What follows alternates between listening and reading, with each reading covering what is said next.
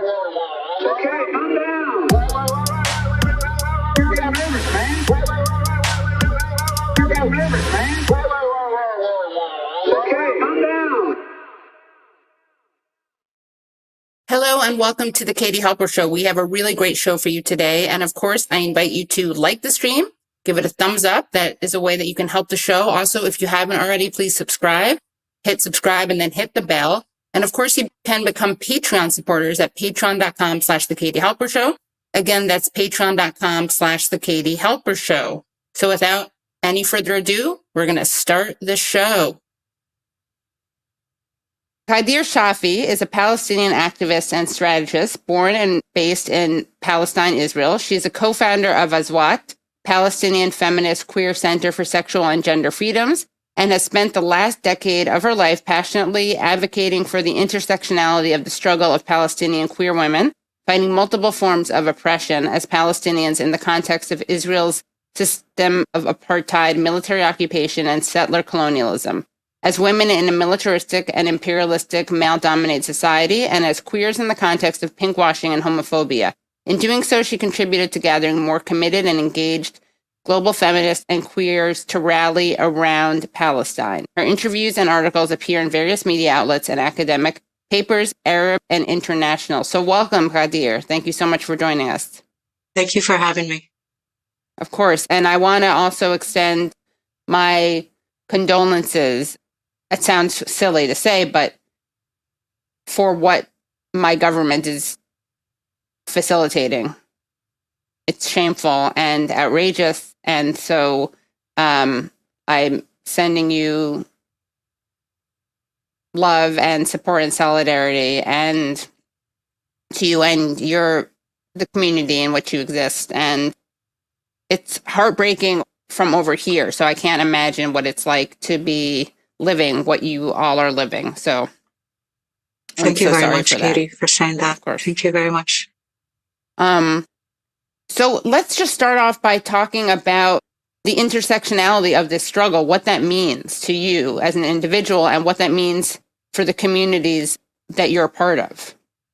Well, when we talk about intersectionality of struggles, it means we try to see the intersection of oppression as Palestinian, as women, as queer. And in the case of Israel, as Palestinians, we live under settler colonialism, apartheid, and occupation, whether living inside Israel or in the occupied Palestinian territories or in besieged Gaza Strip, as women in a very militaristic, sexist society that usually oppress women's rights and freedoms, and as queers in the context of homophobia and pinkwashing. It's important for us to fight to achieve the full menu of rights. And I know a lot of queer people around the world, they want to save Palestinian queers, but my answer is thank you, but no thank you. We don't need saving as queers. We have managed to raise the bar within our own community, within our national movement, within the feminist movement. And mostly we need savings as Palestinians, because right now Israel is killing Palestinians for being Palestinians. And what do you have to say to the people who respond to what Israel is doing and what the United States is supporting and say things like, oh, well, Hamas wants to throw gay people off of the roofs and it's nice for, queers for Palestine. That's funny. That's so laughable because they would kill you. What's your response to those types of talking points? I think, first of all, it's horrible to call for the killing and murder of innocent human beings, regardless of their sexual and gender identity. I think the scenes from Gaza are beyond description. They defy comparison, even for Palestinians who have been suffering for decades from occupation, apartheid, and settler colonialism. You see devastated landscape filled with piles of ruins of what once used to be people's homes and people's lives. See dead bodies or part of them, pieces of them. You see orphaned children screaming in terror and fear. Israel is starving Palestinians in Gaza. You see kids looking for food in the rubble. You see parents begging for food to feed their children. So in these horrific scenes, one scene really stands out is it shows as a queer person watching these images of horror, devastation, starvation of my own people, feeling so much despair and feeling completely helpless. One image stood out as particularly revolting in a rather different way. It shows an Israeli soldier in the middle of the rubble of one of the many residential neighborhoods in Gaza that Israel flattened by its nonstop military airstrikes. In the distance, smoke from Israel's carpet bombings hang in the air, and the soldier is surrounded by many Israeli tanks that demolish everything in their way. It's a scene of death and destruction, and the soldier stands holding a bright new rainbow flag with the words "In the name of love," claiming that he's sending a message of hope. And my question is, what hope is there for over 2.3 million Palestinians trapped for over 17 years in the occupied and besieged Gaza Strip? In the words of the UN General Secretary Antonio Guterres, Gaza has become a graveyard for children. Is this what people are advocating for, to kill innocent children? These people in Gaza, they have no water, no food, no electricity. For over 147 days, they have been bombarded nonstop. Wherever they go, if they seek shelter at a UN school, they get bombarded. In hospitals, there are no safe passages for Palestinians in Gaza. I think that this stunt, which was shared online by Israeli state officials and social media accounts, is a textbook example of the obscene colonial pinkwashing. It's more than that. It's even pinkwashing on steroids. To see these scenes and to try to pinkwash genocide, we have seen Israel using pinkwashing for so many years in order to pinkwash its crimes against the Palestinians. And we heard many experts say that what Israel is doing right now is a textbook case of genocide, and with this soldier is doing. I think there were many others like him who followed his lead. This is a textbook case of pinkwashing, and we should be aware of that. And I think it's shameful that people are actually advocating for LGBT rights by Israel when Israel is actually killing queer people. We didn't hear about queer people being killed in Gaza before. But now we see queer people lying in graves, in mass graves, all killed by Israel, with no exception. So I think these facts speak for themselves.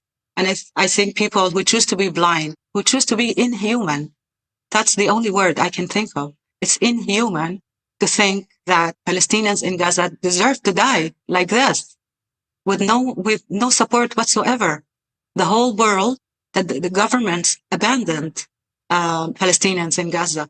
I know that I still have hope because I see how grassroots movements are organizing. I see how people around the world, nations, people of all ages, people who didn't really care about Palestine and Gaza before are standing with everything they have. They're risking their lives, their jobs, their friendships also in order to stand with justice in Palestine. So I really don't have any words to convince people to be human. I think that this war has made things clear, and I think it has exposed.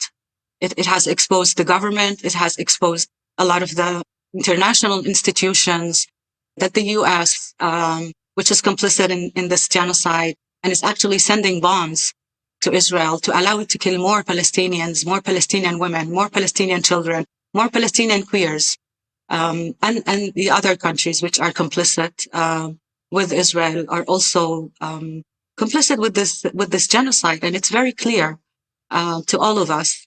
And I think it's important for us not to trust these governments anymore. I think each and every one of us, as individuals, as citizens, as human beings, we have the power to change. And I know there are a lot of atrocities around the world. There are also genocides elsewhere in the world. But I think in the case of Palestine and Gaza, each and every one of us can be effective each and every one of us from her own and his own position, and their own position can be effective and can call for an immediate ceasefire right now and for a permanent ceasefire for Gaza, for relief to all the people. It's really, it's shameful, the aid that Gazans are receiving. It's like really, I watch the videos and I don't know what to think. That even the countries who are trying to send aid, they're not really sending the necessary aid. So I don't know what is left to say. I don't know what is left for Gazans to say. They have been in war for 147 days. They are filming the war. We are watching the genocide live, each and every one of us. You don't have to watch CNN and Fox News. Go to your Instagram, go to your TikTok, on social media platforms. Follow people who live in Gaza. Follow journalists, those who haven't been killed by Israel or targeted by Israel. Follow, random people in Gaza. You will see the death. You will see the destruction. It did not spare anyone. It did not spare the people, the children, the houses, the hospitals, the mosques, the churches, the animals. It didn't spare anything. And if we stand and keep silent and claim that people, innocent people, deserve to die, then I don't know what kind of a world we live in. Thank you so much for sharing. And we're going to keep the conversation going. We're going to bring on Dean Spade. I'm really excited to have both of you in conversation. Dean Spade is a professor at the Seattle University School of Law. Dean has been working to build queer and trans liberation based in racial and economic justice for the past 2 decades. He is the author of Normal Life, Administrative Violence, Critical Trans Politics, and the Limits of Law, and the director of the documentary Pinkwashing Exposed, Seattle Fights Back. His latest book is Mutual Aid, Building Solidarity During This Crisis and the Next. So welcome, Dean. Hi, Dean. Hi, nice to see both of you. You too. Thank you so much for joining, Dean. Yeah, thanks for having me. It's great to be on your show again. So we are talking about the violence on so many levels being inflicted on Palestinians and, of course, the pinkwashing. And I wanted to ask you, Dean, if you could share with us what got you interested in pinkwashing, and also maybe if you could explain for people who don't know what pinkwashing is. Yeah, in all my adult life, I've been part of movements in the U.S. focused on prisons and policing, queer and trans liberation, like you said in my intro. And in that context, we see a very similar thing. So I was already, very familiar with this dynamic as it operates. Like, most obviously you can see it like in the Obama administration, but you can see it going back where you have like corporations or politicians who are doing things that are bad for people. And then they're like, but I'm gay friendly. And that has happened in, lots of different fronts for a long time. And I came up in New York City politically, like that's where I got active. And in New York City, there's a lot of like solidarity with Puerto Rico, solidarity with Palestine. So that was integrated into my politics. But it was really in the maybe early 2010s when more Palestinian queer activists started talking about the pinkwashing they were seeing the Israeli government doing. And what that looked like, what they were saying, and that what I was learning from was that there was a big Israeli effort to rebrand the country's public image, which people call Brand Israel, which was something that was developed by PR people in the US and Israel, aimed at making Israel look like an innovative, green, diverse, social justice-y country, trying to change its global brand as like a brutal occupier, settler colonial project. And so that included like a lot of like force around trying to spin that image. And one part of that is an image of Israel as a gay-friendly country. So that included like a lot of stuff around, look, gay people can serve in the military. It also included work to promote gay tourism in Israel and to say that Tel Aviv is a gay capital. There's sort of this branding method that is really aimed at an international audience. And in my opinion, it's not actually aimed primarily at a gay audience. It's aimed at have straight people associate gay politics, associate with liberation and with freedom with this place, right? So its aim is to cover over the reality of the politics of this place, which is the exact reversal of anything liberatory or about freedom or people's well-being. And one part of this is that the Israeli consulate pays for like Israeli gay and lesbian activists and films made about gay people in Israel to tour the US and Canada and other places where, the sort of the audience of this pinkwashing project. And so I became involved with people in the US and Canada who are trying to expose what that was when that kind of propaganda comes to our towns. And I also became more closely connected to queer and trans activists in Palestine who were trying to really collaborate with people all over the world to push back on this pinkwashing image. So that's I'd say the early 2010s, more of that became part of our conversation in a global conversation amongst queer and trans activists who oppose wars and racism and sort of all the things pinkwashing is trying to cover up. Dean, were you ever seduced by this, whether pinkwashing or, I don't know, rainbow washing or the kind of, pantsuit feminism, rainbow pantsuit feminism? Did that ever work on you, or were you always critical of these charades? The place where I had to learn this personally was in the mid 90s when I was, young queer. And the issue of the day was the Hawaii same-sex marriage case and then some of the other early same-sex marriage advocacy. And I was very confused. I was like, well, I guess same-sex marriage must be really important because maybe that means that it will make us stop being criminalized. Because right at the time, sodomy laws still exist, and it was a crime to have sex with queer and trans people in the U.S. And so I was like, maybe this is really important and will free us, and everyone will see that we're quote unquote normal. I totally bought into that, and I at the same time was working in queer nightlife, and I was meeting a lot of radical queer people, many of whom had previously been in ACT UP, and those people were anti-marriage, and they were telling me why. And they were explaining to me that this was actually an agenda alongside getting gay people into the military, which was also really popular right then, to kind of make a new gay politics that restored what are these U.S. institutions that have been, under attack by our movements for generations, right? Like for generations, feminists have been trying to get rid of marriage because it's a terrible way to distribute well-being, and it forces people to organize their lives according to the state's sort of favorite family formation and sexuality norms in order to get healthcare and immigration status. And so the idea of having gay people be wanting to join it and making it a site of equality and liberation was actually restoring a really evil, terrible institution. And same with the military. The U.S. military is the largest polluter in the world, a totally illegitimate institution that is the largest purveyor of violence on the planet. And the idea that making gay people be in there somehow, makes it a place of justice and freedom, is, pro-military propaganda that we are against. And so for me, that was a key moment and I think that stuff now, that analysis now is even more obvious and important, right? I was just, reading about how regularly the Israeli government will post pictures of proposals between same-sex couples who are in the IDF in their uniforms.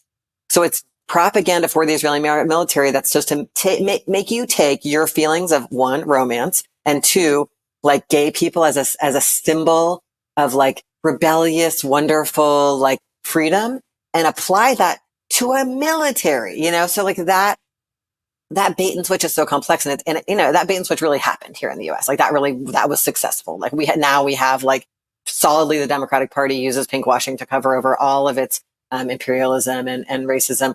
And so for me, those early moments where I think pinkwashing wasn't really happening as profoundly yet in US politics, but it was on the horizon, were when I was sort of seduced by it, and just kind of by sheer luck because of the work I was doing, met queers who were really hip to it and were actually, that has nothing to do with us, and it's not going to be good for us, and it's not going to solve our problems. And we live now in a US in which gay marriage is legal, gay people are in the military, trans people are in the military, and queer people are incarcerated more than they've ever been incarcerated.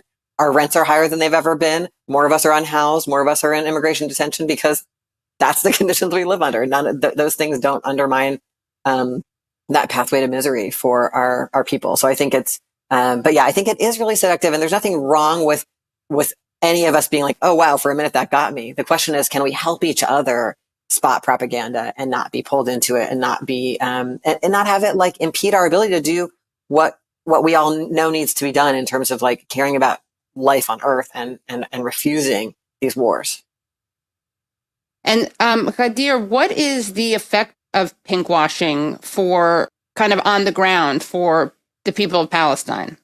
Well, like Dean said, pinkwashing is a colonial tool that aims to oppress all Palestinians and promote itself as liberal and modern, and portray Palestinians as backwards and homophobic, and unworthy of human rights. So I think that what also distinguishes pinkwashing from like whitewashing and art washing and purple washing, that it also aims to portray all Palestinians as backwards and homophobic. And like you said, look at, how Palestinians are being killed. And therefore we are not worthy of these rights. And so it's an international agenda, but it's also an internal agenda to also keep us at a disadvantage. For example, when Aswat tried to advocate for sexual and gender diversity within schools, Israeli schools were allowed to do so, but they did not allow anyone to do it within Arab Palestinian schools that operate within Israel, in order to say that we're not ready for these contents and we will continue. So when I went to school, there was no talk of sexual identity and sexual and gender identity. Maybe 30 years later, when my son went to school, there was still no talk about that. So we also learned that pinkwashing is an internal agenda to continue to keep Palestinians, in the dark about our sexual and gender identity. And I would also add, pinkwashing can appear in many, many, many forms. If you look at the queer cinema in Israel, always portraying, the queer Palestinians as backwards with a homophobic family, and enlightened, modern, liberal Israeli is teaching the backward Palestinian how to eat with chopsticks and how to, go out into the world and be civilized. So we've seen many similar productions of that, and therefore it was important to create a queer cinema for Palestine, a platform that actually encourages artists, producers, filmmakers to boycott the Tel Aviv Film Festival until Israel complies with international law and human rights, and to offer an alternative platform for artists and filmmakers to be in solidarity with Palestine and present their queer art in resistance to all forms of oppression, including occupation, settler, colonialism, and occupation. But if you go to the personal stories of many, many Palestinian queers, when I was a teenager questioning my sexuality, of course, as I said earlier, there was no talk in school about sexual and gender identity. And I actually, went to live in Tel Aviv, being young and naive, thinking that I will, explore my sexuality there, when in fact, very soon I realized that I can't be Palestinian and queer in Tel Aviv. All of my Israeli friends asked me to change my name to an Israeli name, so I would, become an Israeli gay or queer woman. To me, it seemed really ridiculous and abysmal and appalling, because I've been a Palestinian all my life and I just started to question my sexuality. So for me, being Palestinian was more important. And I just packed my stuff and left Tel Aviv without looking back. And it was only 10 years later, when I came to Aswat, that I was able to reconcile my national identity with my sexual identity and gender identity. So I think I've heard many similar stories from Palestinians who, face the same discrimination, and it's like the Israelis trying to constantly enforce their rhetoric of what it means to be gay or queer. And of course, you see a lot of promotions within the Israeli army. You can be queer in the Israeli army, and so on and so forth. In order to show that it's an open army and it's a moral army. But we also see the genocide committed against innocent Palestinians, queer and non-queer alike. We have seen 75 years of occupation, apartheid, and settler colonialism. We have seen over 17 years of siege. And we see now what's happening, not just in Gaza, which is the worst thing ever, the genocide, the ongoing genocide. Look at the West Bank. People are being also arrested. People are being attacked. Cities are being invaded. Look at what's happening to Palestinians inside Israel. There's no expression of anything. You can't demonstrate. You can't share a post. You can't, everything is monitored, everything. If I leave the house, I see more guns than people. If I go to university, you see more guns than laptops. I take the train to Jerusalem, and there are soldiers and civilians and women with their yoga mattress, but with a rifle on her shoulder. So this is a scene of war. Israel is taking the war everywhere. They go to the beach with their guns. They go to university. They go to yoga classes. They go to meditation with their guns. So this is the society we live in. It's fear and horror and chaos. And I want to tell you even more. What's happening right now in Israel, this is one of the scenes. I was taking the train to Jerusalem. The first thing I saw when I left the train station in Jerusalem was a man standing on a big stand with a lot of people around him holding a sign. With one bullet, you kill a Palestinian. He had huge signs and stickers. So I approached him to see him speaking with a few young men, also with guns and rifles, and saying, this is what we need to do. This is the Israeli plan. First you kill, then you occupy, then you colonize. And all of them were nodding, yeah, colonization is important. 2 minutes later, I heard two men walking next to me saying, okay, let's go find a Palestinian to kill. I put my phone on silent in case my mom doesn't call me and they hear me speak Arabic. And I ask for instructions in English. This is the scene right now. People can't go out sometimes because they are looking for Palestinians to kill. Wow. So sorry that you have to deal with that. That we're funding it. That's being, I mean, it's so overwhelming, to be in the US and feel how utterly non-responsive. It doesn't matter how unpopular this genocide becomes. If we needed any further evidence, which I don't think I think we've known for a long time that our government has nothing, the war machine has nothing to do with consent of the population of the US or anywhere else, and that it rages on. And, I think about the early moments of the war in Iraq and the largest demonstrations that had ever occurred on earth, and it just barreled forward. And that, I think, is just a very profound lesson that I hope people in the US are getting from this, that we do not live in it's a farce. The idea that there's any kind of consent required for whatever the war machine wants to do to whoever it wants to do it to on earth, even though everyone in the world knows this is a completely outrageous genocide. Like, it's so intense that our powerlessness, if we think our only option is to try to convince the war machine through moral persuasion, because it is not happening. So what can we do? I mean, I'll ask both of you. Ghadir, what can we do from over here? And Dean, what can we do given that our government is not responsible? How do we make a difference? As corny as that question sounds, and I'm sorry if it sounds like such a basic one, but yeah, how do we proceed?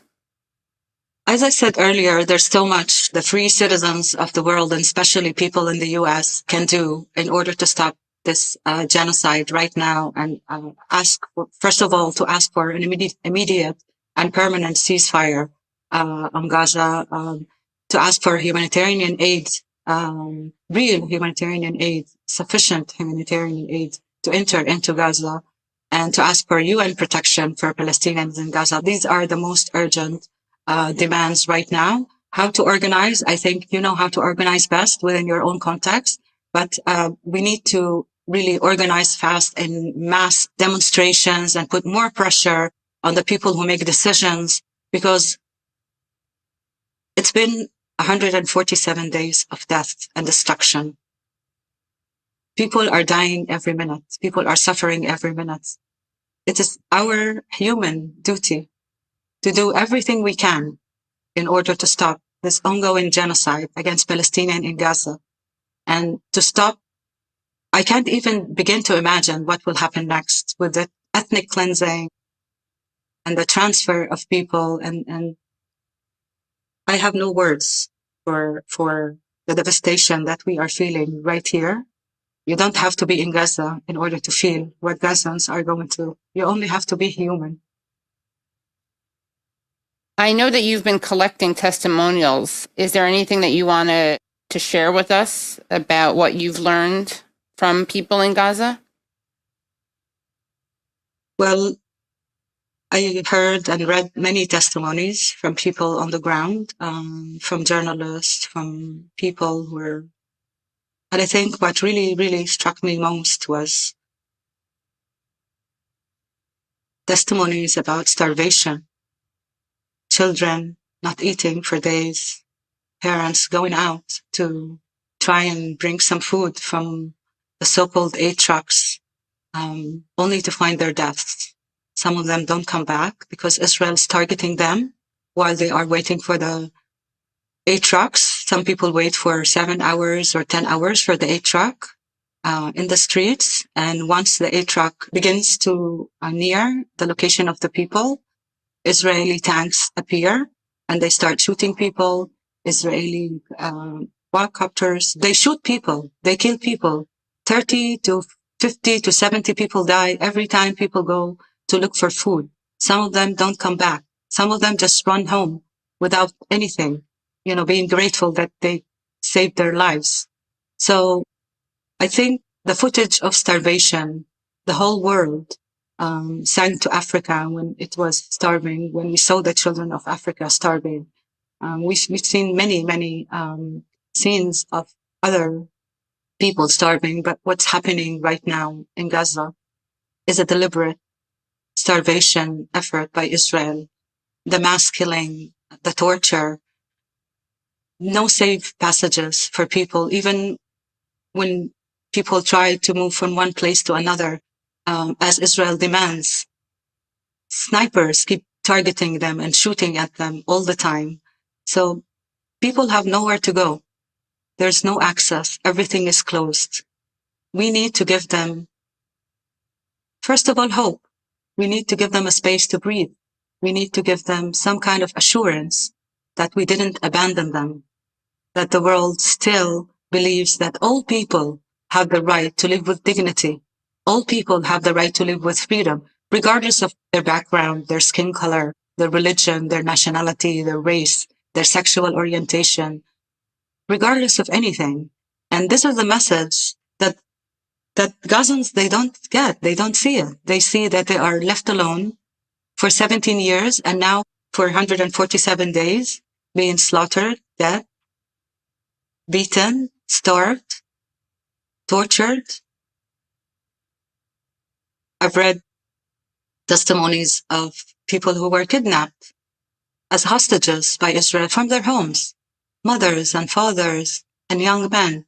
They were tortured for many days for no reason whatsoever. Innocent civilians had nothing to do with anything. So these are the stories that we hear, and we feel so helpless because we still live in apartheid Israel. There's very little we can do.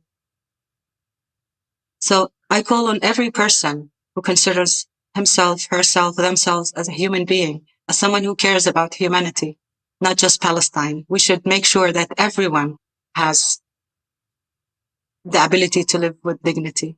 I think people should do much more. We've done so much until today, and it didn't stop the genocide. We have to do much more. And I hope that Dean has more ideas for us to be more effective. Yeah, I think that it's such a hard moment to really face how impermeable to see how much mobilization there has been by people in the U.S. trying to stop the unrelenting aid to Israel to engage in this genocide, and to see how much mass action, how much expression of horror and not in our name and all of this. And that it goes on. And I think, for me, it really raises questions. Of course, I think we should always continue that, of course, partly because that's how we meet each other in the streets and that's how we build camaraderie and meet people to do other kinds of actions with. But I'm also interested in some of the more targeted work people are doing to target arms manufacturers.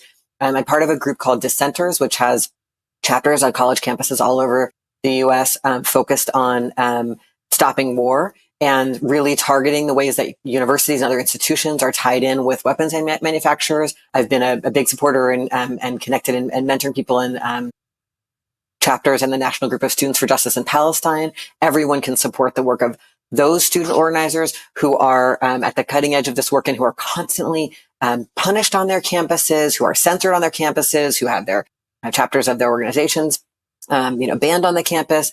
I'm really interested in the work of PAL Action in the UK and PAL Action here in the United States, both of which are, again, targeting Elbit, targeting these other major corporations that make the operations of the Israeli government throughout Palestine possible, and that, do weapons and do walls. And people are doing very targeted, sabotage actions, shutdown actions, much more direct, not just like, hey, please stop, but also like, now we're stopping you. And I am curious when I look around at the global history of people trying to stop war machines like this, and other like sort of, outrageous functions of things as large and hard to transform as states and corporations. I'm interested in the ways we could see those tactics escalate in the US. Like, it's like one thing to shut down a company for 8 hours. What's it like to shut them down for 8 months or 8 years? What does it look like if more people are involved in these fights, and if the tactics are bold and we say it cannot go on, it will not go on? I also want to name one other campaign I've heard about that I'm really excited about, which is people working to stop Israel bonds. Israel bonds are a way that both individual people in all over the world, and also sometimes like state treasuries will buy in. They're basically giving money directly to the Israeli treasury, which we know that will go to fund the genocide. And then you take it's basically like you're giving a loan. And so like states like the state of Pennsylvania just did like a multi-million-dollar Israel bond. Like this is happening and also it's something people sometimes give each other like for a wedding gift or whatever.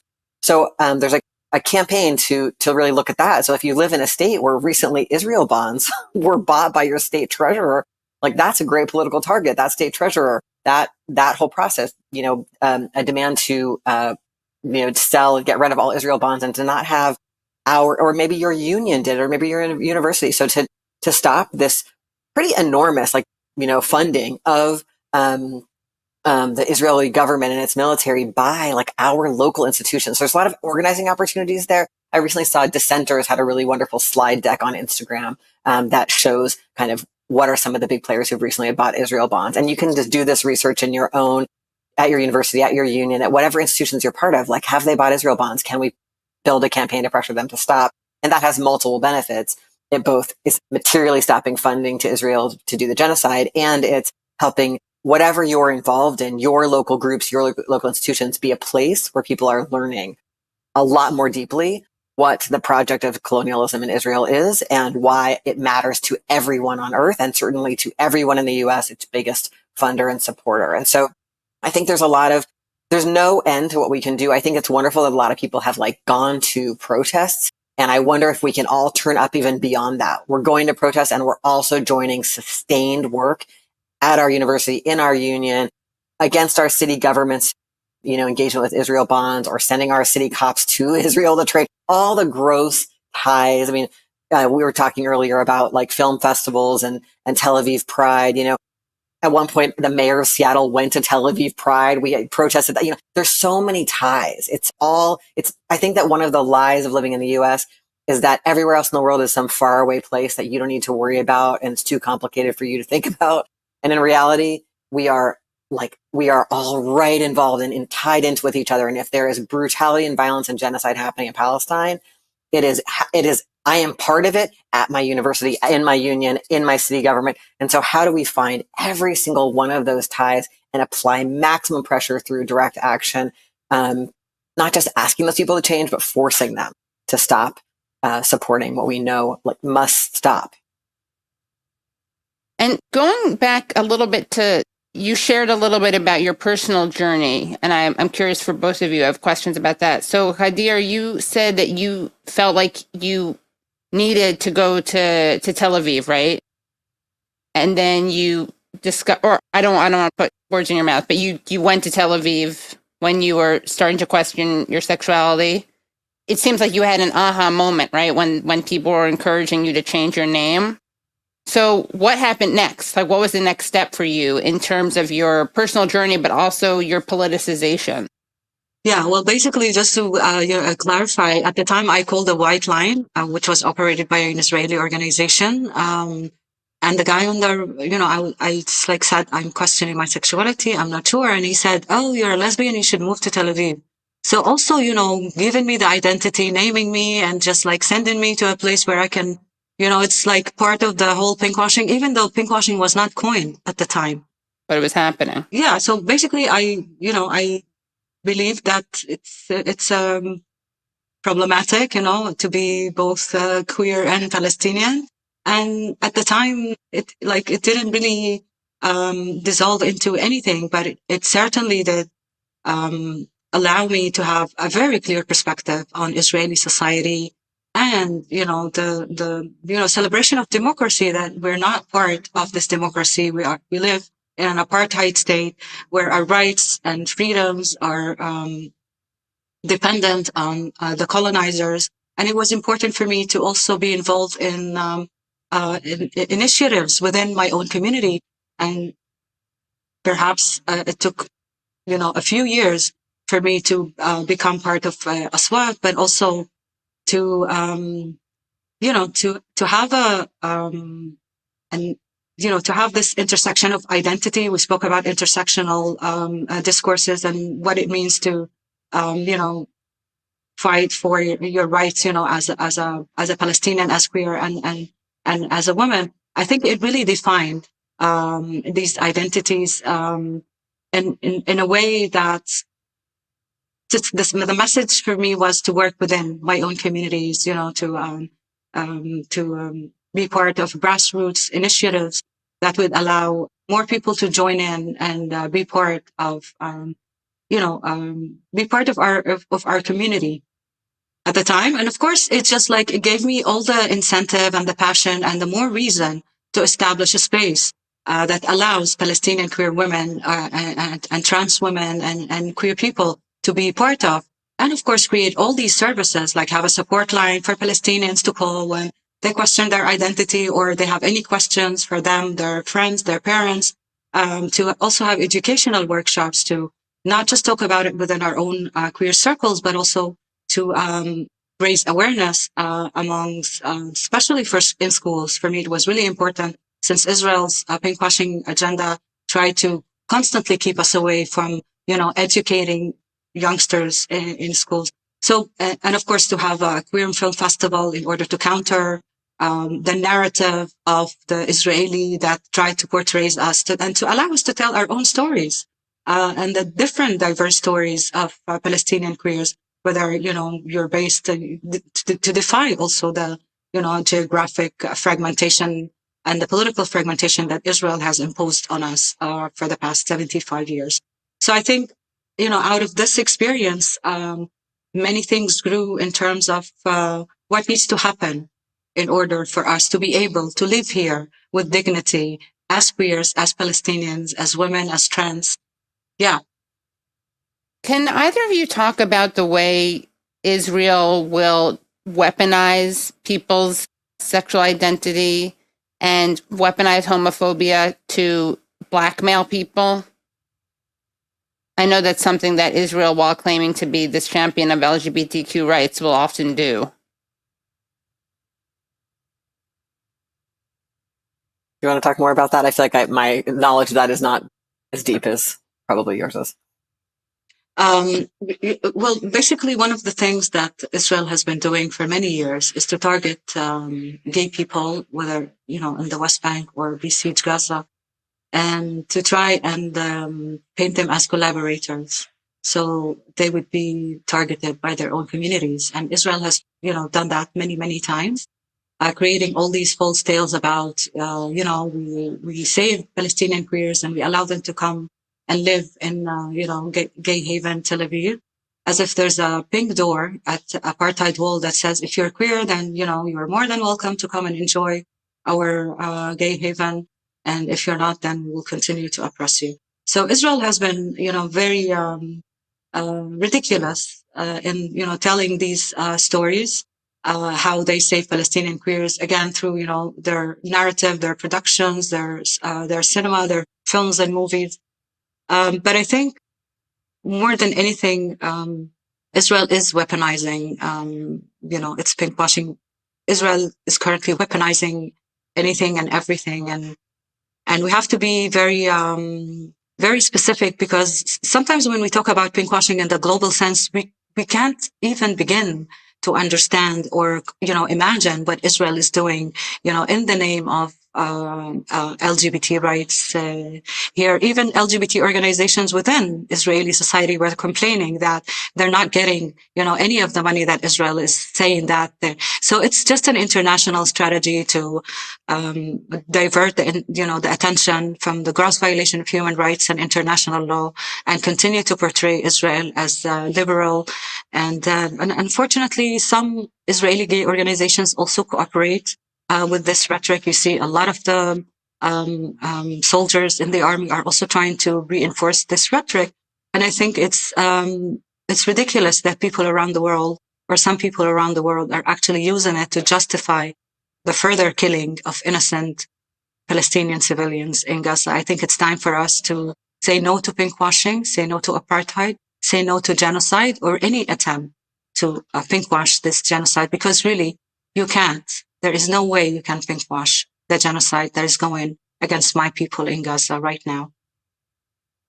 I just want to pick up to that the thing about the lie of pinkwashing that I think I want everyone to understand so badly is that, like, governments that say that, put out gay friendly messages to try to do this as propaganda are still at the exact same time still doing all the homophobic and transphobic stuff they do. And that's true here in the US. I think about, Obama was the first kind of pinkwashing president we had, who in his second term came out as like pro-gay marriage. And it was this really big deal.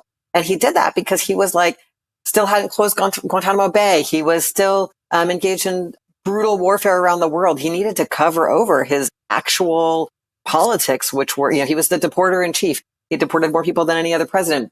And so to deal with that, he covered that over. And then what's missing there is, of course, like how many people, queer and trans people are more likely to be targeted for deportation, are more likely to be living in, U.S. outrageous, huge prisons, are more likely to be targeted by police.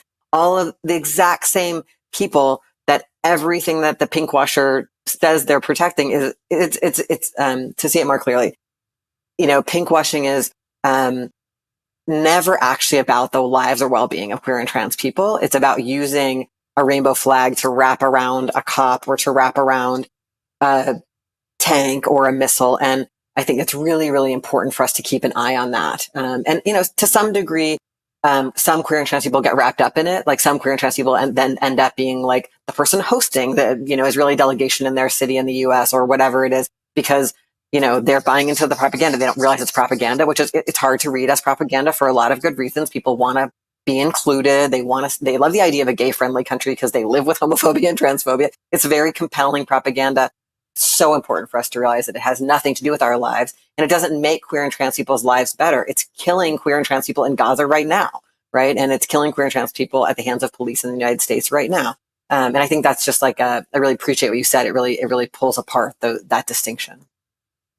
Going back to my question about kind of personal journeys, another thing I want to ask you both about, and thank you both for sharing about that, was the use of sexual violence and also the discourse around it. I mean, we see the New York Times had this report that's been discredited, but of course the damage is done in many ways. And we saw a lot of atrocity propaganda, that rape was used as a weapon, a mass weapon on October 7th. We've seen that story was not journalism. It was basically fake news and atrocity propaganda. But I know just from speaking to people, I mean, I've heard countless people use that story to justify what America is doing, regardless of whether or not it's true. And at the same time, we've seen there were recent reports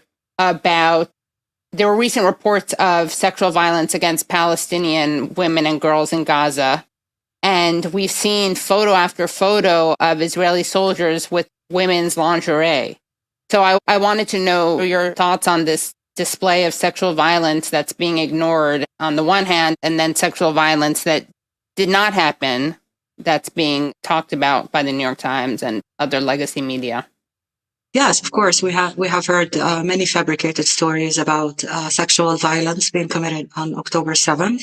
We haven't seen any evidence. I mean, I totally believe women when they say they were raped, but, we didn't hear any testimonies of any woman giving testimonies. On the other hand, we have seen UN reports of hostages that were taken from Gaza, female hostages that were kidnapped by Israeli soldiers who suffered sexual abuse.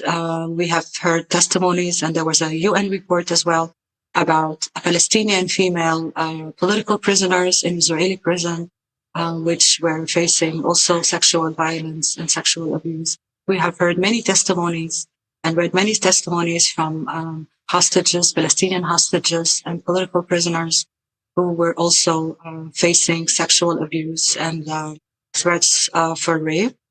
I have one thing to say about it. It's part of the fabrication and lies that Israel and its allies continue to use in order to create more chaos and more fear. And I think it's very important that we see it clearly and we're not distracted from our efforts, our collective efforts to end the ongoing genocide on Palestinians in Gaza right now. Yeah, I'll just also add that, for me, it's so tied in with pinkwashing, because one of the things, a very typical racist and colonizer move is to say that the people you're trying to colonize, like, do sexuality wrong. And so to say that they're sexist and homophobic, and this is, when Hillary Clinton as Secretary of State gave her famous speech about how gay rights are human rights, she was like saying, we're going to now justify the war on terror by saying that these countries are too homophobic and we need to bomb them. That's the move. And there's such a long history of that, colonizers, who colonized Hawaii, who colonized the US, who colonized South Africa, the thing they say is these people, the way they treat their women is wrong, or they don't live in the kind of family group we think they should, or they're not modest. They don't wear European clothing. They don't do European gender norms. We need to save them, civilize them, and colonize them. That's the same thing that Ghadir was saying earlier about how Palestinians are framed as being too homophobic. Here in the US, there's narratives about Black and Latino people being more homophobic that are completely made up, that are used to justify the idea that certain people are like backwards and that they're not, like cutting edge and not progressive, all of that. So this is just like a long journey. And of course that narrative is going to come through. And that always also goes with the colonizer using sexual violence against the colonized. I mean, so to me, it feels like very classic. And it's very hard for all of us who are feminists, who are like, we are like, let's take sexual violence extremely seriously, especially as something that occurs, in the context of militarism, very relentlessly, all over the world, and especially U.S. militarism, I'll add, which Israeli militarism has a lot of similarities to. And so it's very difficult the way that these kind of disingenuous narratives about caring about sexual violence get played by the very people who are creating conditions that'll guarantee more sexual violence. And when I see all these images of Israeli soldiers holding Palestinians naked at gunpoint, that is sexual violence. When you strip search people, that is sexual violence. It's so routine, it's throughout, right? Imprisoning people and inevitably stripping them, which is always part of that, is sexual violence. It's routine, and that's part of Israeli day-to-day action against Palestinians for all these years. There's just so much that's not discussed about how sexual violence is inescapably part of the settler colonial project of the U.S. and of South Africa and of Israel and all the places that are doing that tactic. Right. So it's almost mundane. I mean, it's so built into it that we don't sometimes even realize it. Right. And also just, in terms of sexual and reproductive justice, like what we really care about, how can you have sexual and reproductive justice when you're being pushed out of your home, when your parts of your family are being bombed to death, when you can't eat, when you don't have clothing?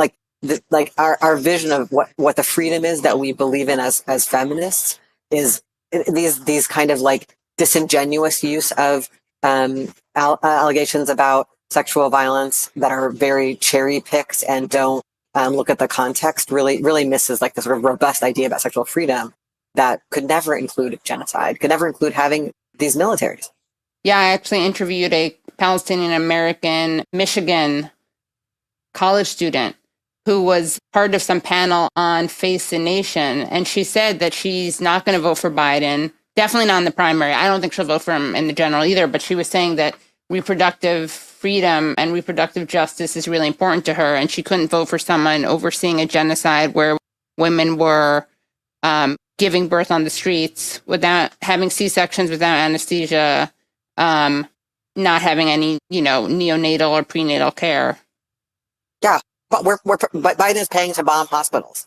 If you care about women, about children, about babies, and before October 7th, there's been this long history of the United States paying for Israel to have this separation or, apartheid wall, as we call it, that ensures that people will not be able to get the healthcare they need around their reproductive health. I mean, every aspect of apartheid and genocide and colonialism is at odds with reproductive freedom. Yeah. I wanted to know both of your thoughts on the self-immolation of Aaron Bushnell from both of your perspectives, to hear what you had to say about that. Dean? Yeah, I mean, I was immensely moved. I am immensely moved hearing Aaron Bushnell's story and hearing interviews with Aaron's friends and hearing Aaron's own words. I mean, I've just been thinking about the clarity of this person's analysis of the situation, and what it means to, when I hear Ghadir and others speaking, I just think like we should let what is happening into us as far as we can. People in the US are encouraged to not really grasp what is going on and what the US role in it is. And so to like really let it in and let it shape your life and let it determine what you do with your time and let it make you feel like this must stop no matter what. And I would give anything to make it stop. And thinking about all the people in history who have fought against colonialism and given their lives, and then thinking about Aaron's acts, and then the history of other people who have self-immolated in opposition to U.S. wars and U.S. Funding of wars. It's very intense. It's very tragic. It's very moving. I feel like it also made me think about Chelsea Manning and the history of so many gay organizations in the U.S., not standing behind Chelsea Manning, who had made these immense sacrifices in opposition to U.S. war, and who spent so much time in prison and being tortured, and how few people stood with her. And it was, it was anti-war people and it was trans people who stood with her, but so many of like the larger gay organizations, like they wouldn't touch her with a 10-foot pole. And just thinking about people in our communities who have made these extreme risks and sacrifices to stand up for what is right. Especially, it's interesting when it's people who've been in the military and been right up at the front line of this horrible machine. I've just been felt very emotionally moved by Aaron Bushnell's act, very heartbroken. And it just opens up these deep questions of like, how can I further and more deeply dedicate myself when someone has given like ultimate risk to stopping genocide that is happening with my tax dollars in my name as an American and also as a Jewish person. Like, I mean, this is a huge, it's a huge provocation, and it's really heartbreaking also. Yeah.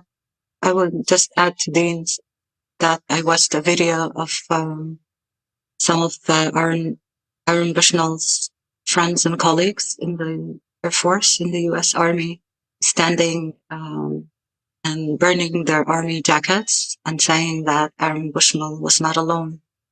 And for me, as a Palestinian, to see this, American soldiers are saying that he wasn't alone and that they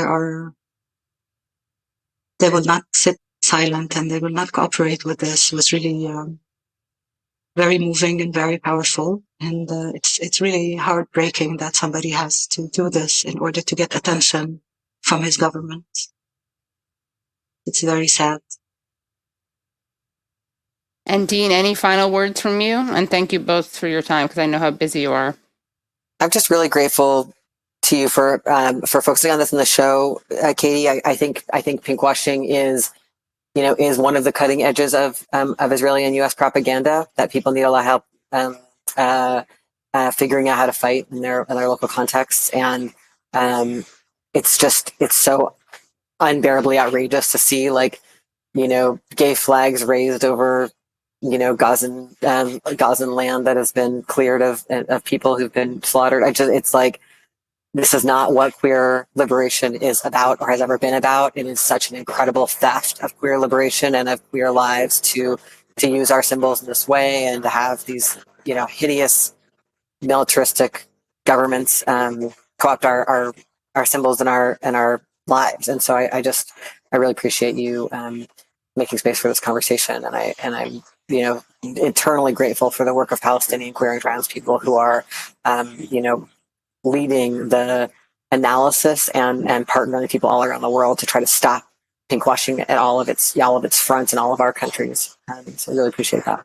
Dean, I want to know if you were ever seduced by Israel. I mean, you mentioned you were a Jewish person. If you had an aha moment with Israel, if you were more of a liberal, like let's say a two-state solution person, what was your journey on that? Yeah, I think my journey's a little different. I grew up in the rural South. There weren't a lot of Jewish people around me. And I never, even though I was Jewish, I never was had that Israel seduction. I wasn't part of a Jewish community in which anyone was like, Israel's amazing, or you should go visit Israel, or anything like that. So I didn't grow up with Zionist messaging, besides just the U.S. general, the kind of New York Times style Zionist messaging that everybody in the U.S. gets. So I didn't have that kind of emotional attachment to Israel that I know a lot of Jews are raised with in the U.S. And so my first real learning about Palestine was actually being in lefty movements in New York City and having just Palestine solidarity be part of what was a normal part of the politics alongside solidarity with Puerto Rico. Honestly, those two things were usually side by side it was like the timing where people were trying to fight against the bombing of Vieques by the U.S. military. And people would often talk about how the same kinds of military weapons were being used in Palestine and being used in Puerto Rico. And that was my introduction to it. And of course, I had to do a bunch of learning, like what is Zionism and what is Christian Zionism? And why do these Christians who hate Jews love Israel? I mean, I had to do a lot of my own political ed with my friends. And, at the time it was the 90s, I'm reading zines and I of course met tons and tons of queer people, Jews and Palestinians and other people who told me what was what. But I didn't have to work through what so many Jewish people have to work through of having been kind of given a bunch of lies about Israel, extra lies inside, Jewish community. Ghadir, I want to make sure to give you a chance to explain what Aswat does, the work Aswat does. Well, Aswat is not active anymore, but when Aswat was active, it's basically it was a hub for Palestinian queer women to meet and operating programs according to the needs of the community. As I said earlier, educational workshops to service providers, people working within schools, psychologists, social workers, and so on. Having a queer film festival where we host film producers in Haifa hubs, and also I think one of the most visible programs that the most important contribution of Aswat over the years, probably two decades of work and activism, is the knowledge production program, which produces over 30 productions in Arabic about sexual identity, sexual and gender identity, which wasn't existent in Arabic. When I was questioning my sexuality, there was nothing in Arabic that I could read about it. So one of the things that we did with Aswat is to produce knowledge in Arabic about what it means to be queer, within this region. And one of the productions actually includes 23 narratives of queer and trans women from the region, which means from the Middle East and North Africa, not just Palestine. And I think it also gives a chance to share this experience, because being based and under Israeli occupation, apartheid, and settler feminism also doesn't only create this fragmentation for us. People living 2.3 million people living in besieged Gaza, another 2 million living in the occupied Palestinian territories, 2 million living inside Israel. So there's a lot of fragmentation that did not allow us to meet and interact and communicate. And the same thing goes for all the Arab countries that are, surrounding us. There's no interaction. Let's say Lebanon, which is like 2 hours drive from my house, is an enemy state. So there was no, we lacked opportunities to interact with, with the Arab world or with Palestinians here. So it was important to produce knowledge that would be accessible to everyone who reads Arabic, whether in the region or around the world. And that's how, we try to tell the narratives, the personal, social, and political narratives of queer and trans people through these productions, and of course to raise awareness amongst the general public, and with regards to sexual and gender rights and freedoms. One more thing I would love to include, if it's Yeah, okay. of course. So, as you mentioned in my bio, several years back, we made a movie here in Seattle about a story of a pinkwashing tour coming to Seattle and the ways people did activism to push back on it against the city which was hosting it. And that movie is kind of a really great, like, it's designed to be like a pinkwashing 101. And it's, in a story about queer activists in the US. And it's free online. People can screen it at their university or in their friend circle or at their local movie house. And it's got captions in like 5 or 6 languages that people have made all over the world who've screened it and wanted it to be accessible, most recently Albanian, but also more common languages like Spanish. And so I just wanted to tell people it's a free resource that's out there, and it's at pinkwashingexposed.net. And hopefully people can use that to help build the conversation inside their own local communities. Katie, I just wanted to add that maybe one of the most important contribution of Aswat and the queer movement in Palestine is uniting, our struggles, uniting feminism with queerism, with the fight against all forms of oppression into a monumental struggle that became effective locally and globally. And that's how we can today not just communicate with global queer, but have very, very strong ties. And global queer has played very, very important role in promoting a better understanding of the situation here in Palestine. Well, Ghadir, I know you have to leave us shortly. Any final words? And I'm so grateful for you taking the time. Thank you very much. I would like to also, in this very, very dark days, to send a message of hope, because without hope, we have nothing. So we still have hope, because I see how grassroots mobilizing very, very creatively and consistently. I see nations around the world, people around the world going out in organized marches. I see them getting not just angry and frustrated, but getting really, really committed, renewing their commitment to justice, renewing their commitment to people in Palestine and to justice and freedom in Palestine, and doing everything in their power to contribute to liberation in Palestine. And I think this is very admirable and very much needed. But we need to do much more. And I think that every day that the war goes by, it's not just more people are dying, more people are losing hope. So we have to bring hope back to the people of Gaza. We have to save lives today. And when we talk about queer lives and we say queer lives matter and queer bodies matter, everybody matters. But if you're a queer person and you want to contribute to queer liberation globally, you have to care about queer people in Gaza, and you have to do everything you can in order to support liberation in Palestine. Thank you so much. I think it's really important that you mentioned colonial, feminism and pinkwashing to justify genocide. This is very important, and I think a lot of feminists and queer will not stand aside when they see that this is also happening in their name. Yeah, it's just seeing these people who consider themselves liberal allies with talking about how Hamas wants to throw all gay people off the roofs and they're all rapists.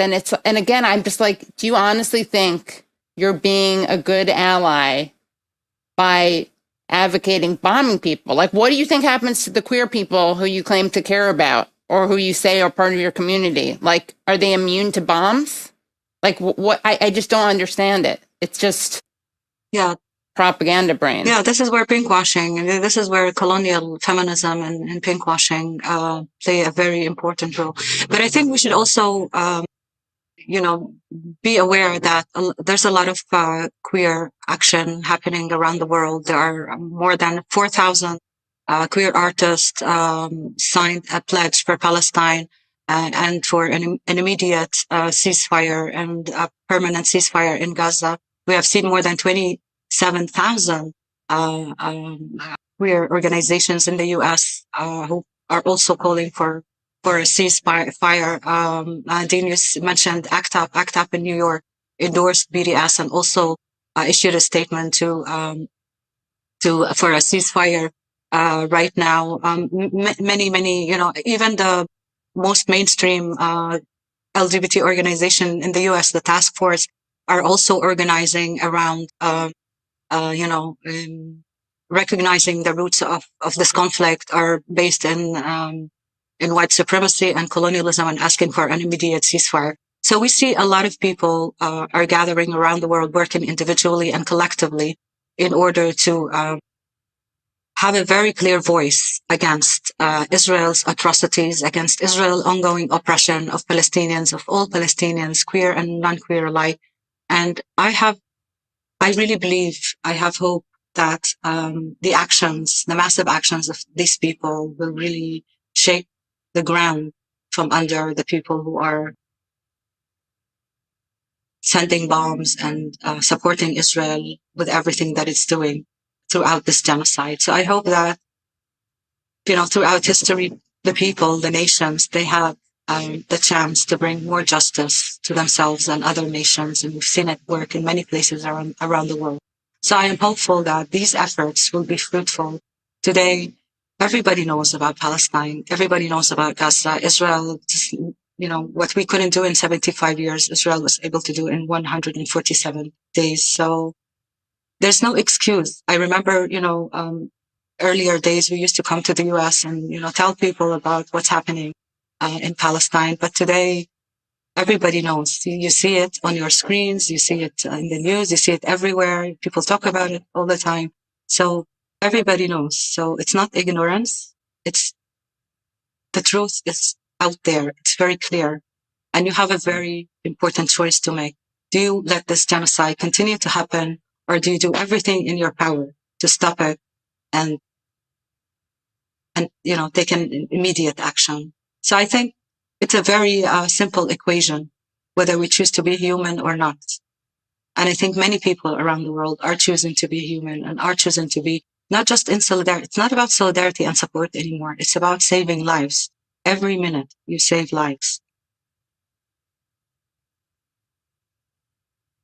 Thanks so much, guys, for watching the show. Don't forget to like the stream, to subscribe, and also, if you can, become Patreon supporters at patreon.com/The Katie Halper Show. Again, that's patreon.com/The Katie Halper Show, where almost every week you get bonus content. This week, we want to make sure, because it's such an important issue, and it's really not something that's explored a lot in Western media, we're going to keep all of this in front of the paywall. But please do become patrons. And at $1 a month, you just help make this show happen. At $5 a month, you get extra bonus content almost every week. Yeah, almost every week. Okay. Thanks a lot, guys. Bye. Okay, calm down. You're getting nervous, man. You're getting nervous, man.